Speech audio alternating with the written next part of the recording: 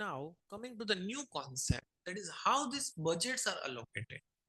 What are the methods? We have seen that advertising budgets are allocated in a highly effective manner. How does this happen?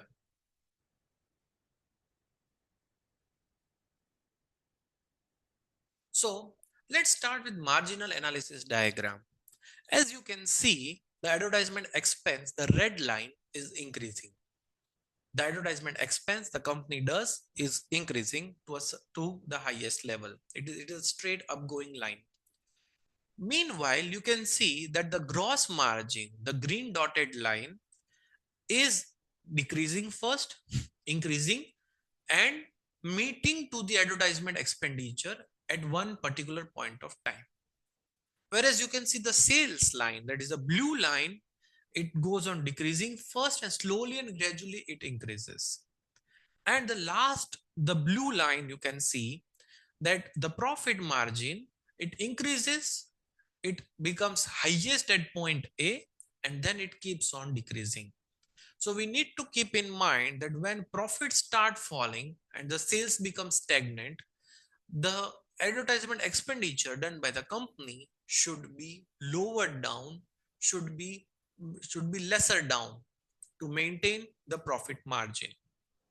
Contribution margin, the difference between the total revenue generated by a brand and its total variable cost.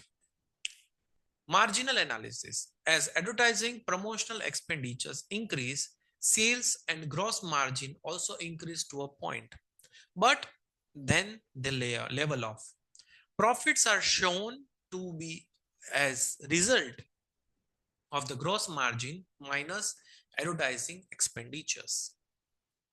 Diagram of advertising sales response function. You can see the concave, the advertising expenditure increases till the sales increases, and then at the end they are stopped. Whereas in S-shaped curve, you can see that initially the company is spending lower amount, slowly and gradually it increases, and at a high spending level, it reaches to range C.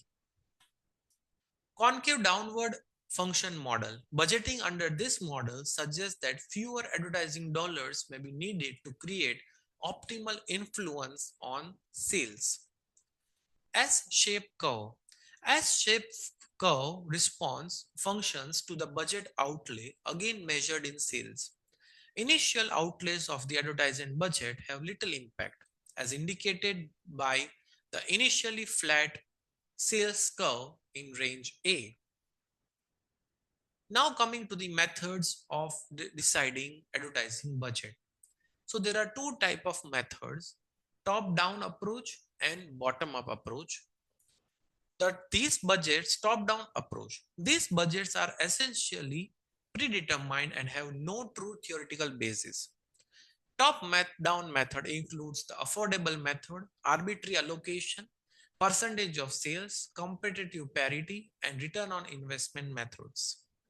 Whereas built up approach consists of three steps. One, defining the communication objectives to be accomplished, determining specific strategies and tasks needed to attain them, and third, estimating the cost associated with performance of these strategies and tasks. Affordable method. In the affordable method, the firm determines the amount to be spent in various areas such as productions and operations. Arbitrary allocation. For establishing a budget is arbitrary allocation in which virtually no theoretical basis is considered and the budgetary amount is often set by a fiat. That is, the budget is determined by management solely on the basis of what is felt to be necessary. Percentage of sales method. Percentage of sales, perhaps the most commonly used method for budget setting, particularly in large firms, and is the percentage of sales method in which advertising and promotions budget is based on sales of the product. Management determines the amount by either taking a percentage of sales dollars or assigning a fixed amount of the unit product cost to promotion and multiplying this amount by number of units sold. Clipping service. Clipping service which clips competitors' ads from local print media, allowing the company to work backward to determine the cumulative cost of the ads placed. Competitive parity method. In this parity method, managers establish budget amounts by matching the competition's percentage of sales expenditure, and the argument is that setting budget in this fashion takes advantage of collective wisdom of the industry. ROI budgeting method. ROI budgeting method, advertising and promotions are considered as investment like plant and equipment. Thus, the budgetary appropriation, that is investment, leads to certain returns.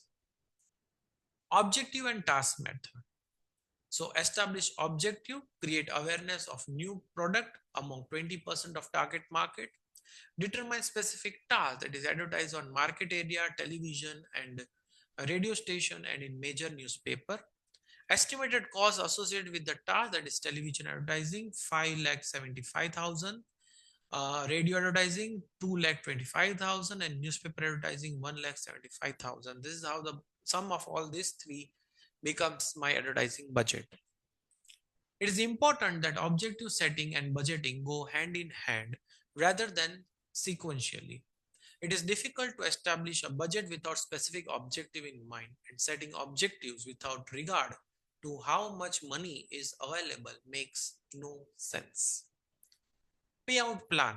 Payout plan, the first month of new product introduction typically require heavier than normal advertising and promotion appropriations to stimulate higher level of awareness and sequential trial. Computer simulation models. Computer simulation models involving statistical techniques such as multiple regression analysis to determine the relative contribution of advertising budget to sales. Economies of scale. Larger advertisers can maintain advertising shares that are smaller than their market share because they get better advertising rates, have declining average cost of production, and acquire the advantage of advertising several products jointly. In addition, they are likely to enjoy more favorable time and space position, cooperating of middle people, and favorable publicity. These advantages are known as economies of scale.